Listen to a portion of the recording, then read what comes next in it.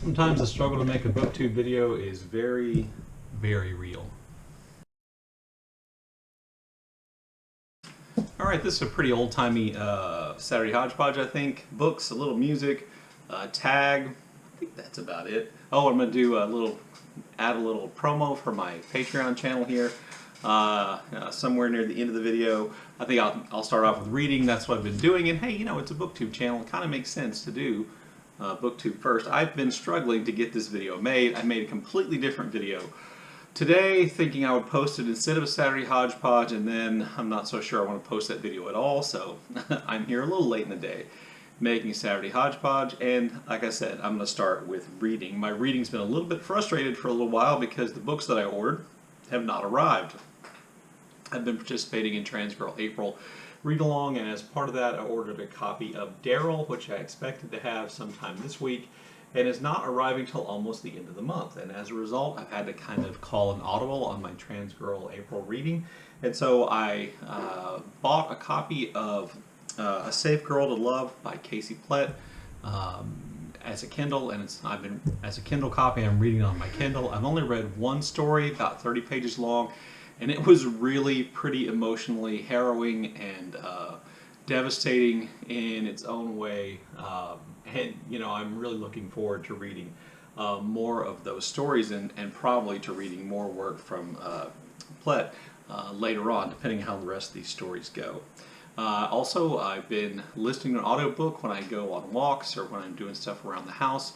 My new audiobook, as you know, I like to listen to classics on audiobook because they're free on LibriVox, and I decided to listen to some short stories by the 19th century American writer Ambrose Bierce, someone who I've heard about for a long time, never read anything or listened to any of their books. I am listening to In the Midst of Life, Tales of Soldiers and Civilians.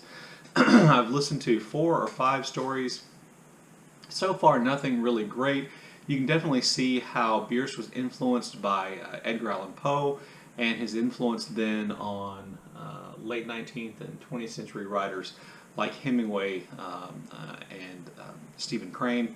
But nothing really is blowing me out of the water right now, but I am looking forward to getting through that. Bierce is a really interesting figure. He was a Civil War soldier, he was a journalist, a satirist, and then he started writing short stories, most of which, and the ones I've read so far, are kind of in the horror genre, kind of shocking, twist endings, things like that. A lot of supernatural, kind of macabre things happening, which is not always my thing and a little bit unexpected, but I'm looking forward to getting into more of that.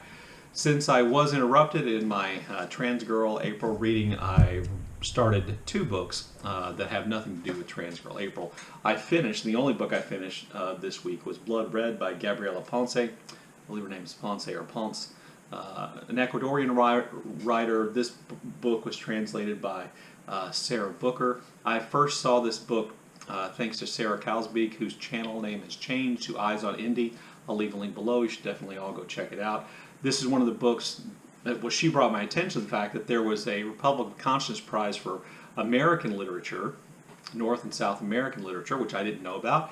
And this was one of the books on the list that Sara liked the best, and so I thought, well, I'll order it. Now, I ordered it before the winner was announced, along with one other book from the list, neither one of which was the winner, but I read this week, and it was just really amazing. I don't really know what else to compare it to. Our main character in the story is a woman whose romantic life, personal life, emotional life is oftentimes in just complete turmoil. She makes decisions which, you know, I have to admit, some decisions I don't understand, and we learn a lot about her. We learn a lot about her family and tragedy that took place in her family when she was a child. We learn about her marriage and the breakup of that marriage. We learn about her affair with several men, one of whom lives in a place that she just refers to as the cave. We learn a lot about her menstrual cycle and her pregnancy and her body and her fear of holes, like literally fear of holes. And the story is told in what some people have referred to as stream of consciousness. It's really not. It's really more of an interior monologue, because the main character clearly edits things out. She says, well, I'm not going to tell that part of the story, or that's not important. So, you know, this is not stream of consciousness where you're privy to every single thought or every train of thought, but you do have that kind of interior monologue. And I just thought it was really remarkable. Beyond that, I don't really know how to describe it. On some levels, it reminded me of Bola, which is a book I read for the BookTube International Prize last year, which I didn't really like. I forgot the author's name, but I put a copy of the book cover over here if I remember. It reminded me of that, except this character isn't, in my opinion, despicable like the character in Bola was. And maybe a little bit of Jan Foss's septology, even though that really is more stream of consciousness than this. But there's a certain kind of interiority to the story we're being told here that I thought was really remarkably well done. Ponce is an Ecuadorian writer, if I didn't say that before. And I don't know if this is their first book that's been translated into English, but this is from an independent press release called Restless Books, and I really, really liked it. I also began reading a book that's on the Women's Prize long list, I believe, and that's Trespasses by Louise Kennedy. Kim from Middle of the Book March was kind enough to send this book to me. I'll leave a link to Kim's channel down below. By the way, if you haven't subscribed to Sarah's channel or Kim's channel or any of the other channels I mentioned, I'll try to remember to leave links to those in the show notes down below. I started reading this about 70 pages in. I've seen Kim's opinion of the book. I believe she DNF'd it. I've seen Britta Bowler's opinion of the book. She didn't like it. And I have to say I'm liking it more 70 pages in than either one of them seemed to have liked it. I think the writing is really good, and for me that's carrying it along. And I'm really interested in the main character, whose name is Kushla. And so the plot and the events and some of the other things I think that bother other people are not bothering me all that much yet. But like I said, I'm only 70 pages in. So that's what I've been reading. I was also tagged to do a tag, which I believe the name of the poem is the Book Title Poetry Challenge Tag. It was created by AJ Dunn at the channel AJ Dunn Reads and Writes. I'll leave a link to that down below. And I was tagged by Anna Novella at her channel. I'll leave a link to her channel down below as well. Please go check those out and check out their videos. And the premise is simple. You use book titles to make a poem. This seemed like kind of a fun challenge, but I have to be honest with you, being the kind of student I was, when I got an assignment, I had a tendency to look for the shortest possible way to complete that assignment, and nothing is shorter poetry-wise, I don't think, than a haiku. Nothing is more clearly regimented than a haiku, and if there is, you can tell me and I'll stand corrected. So I just wrote 2 haiku using book titles. Now, you're supposed to hold the books up as you go. I'm not going to do that. You can, if you don't believe that I've read the books, fine. I'll put a picture of the book covers over here as I go along. So my first haiku: when rain clouds gather, birds of North America, sing, unburied, sing. Then the second one: goodbye to all that, lost illusions, cloud atlas, let the great world spin. So there are my 2 haiku for the book title poetry tag. Thank you to Anna for including me in that.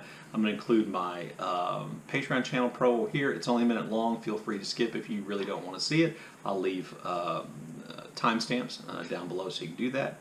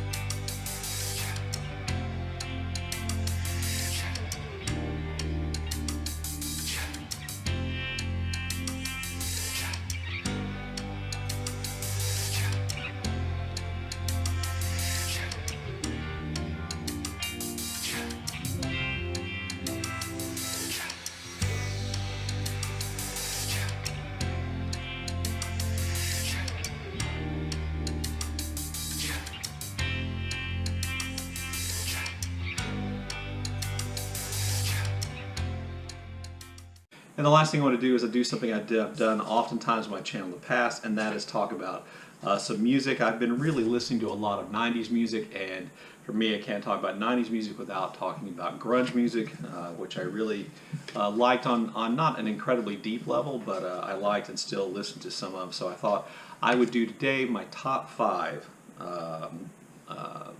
Pearl Jam songs. That's what I want to do today. So at number 5, I have Better Man. I just like that song's lyrical content a great deal. I think it's different from most of the other Pearl Jam songs on my list. I just really like it. I believe it's on the Versus album. And then number 4, I have Corduroy, which is a lot rawer, more emotionally powerful song, I think. I believe that's on the 10 album. I'm not sure what album all these are on, but just for the sake of mentioning when I can think of it.